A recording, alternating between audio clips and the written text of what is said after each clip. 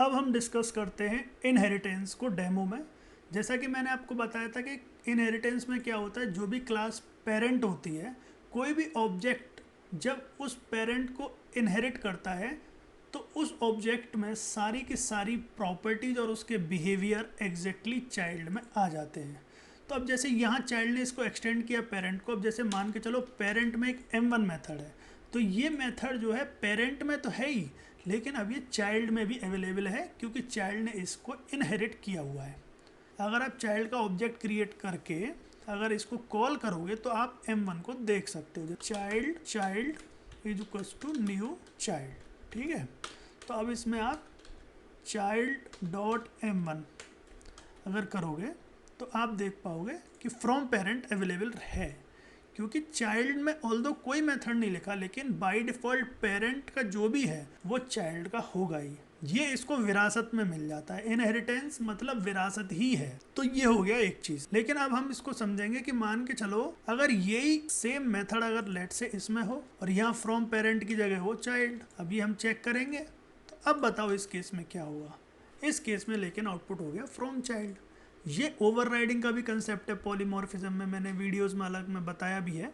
अपने यूज़ के लिए यहाँ पे मैं एक और मेथड लिख लेता हूँ और इसका मैं नाम रख देता हूँ M2। तो यहाँ हो गया पेरेंट M1 और यहाँ हो गया फ्रॉम पेरेंट M2 और ये हो गया फ्रॉम चाइल्ड M1। ठीक है, मैंने आपको दिखा दिया कि कैसे पेरेंट की चीज़ें चाइल्ड को विरासत में मिल जाती हैं, जिसे हम रीयूजेबिलिटी भी कह रहे हैं। ठीक है, चलिए फिर इन केसेस को डिस्कस कर लेते हैं। तो केस 1 बताया था मैंने गाइस कि पेरेंट वाला, कि भाई parent is equals to new parent अगर कोई लिख रहा है, क्या अगर वो p.m1 और m2 कॉल कर सकता है? बिल्कुल कर सकता है।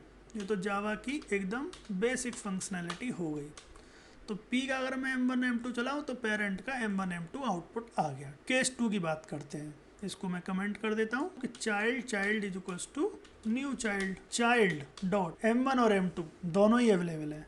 लेकिन आप देख सकते हो M1 जो है इसमें चाइल्ड वाला और M2 जो है इसमें पेरेंट वाला है। इस डेमो की बिगिनिंग में मैंने आपको ये चीज़ दिखा दी थी क्योंकि ये ओवरराइड हो रहा है। तो अगर मैं इसको M1 भी करूँ या फिर मैं चाइल्ड डॉट M2, तो अब यहाँ पे आप आउटपुट देख सकते हो।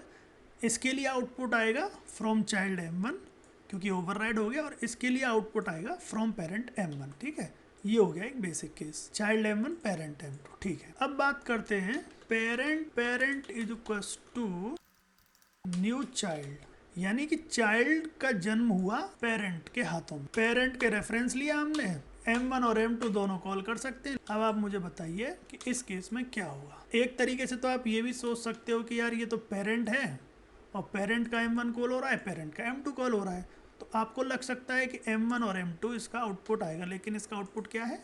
इसका आउटपुट है फ्रॉम चाइल्ड M1 और फ्रॉम पेरेंट M2।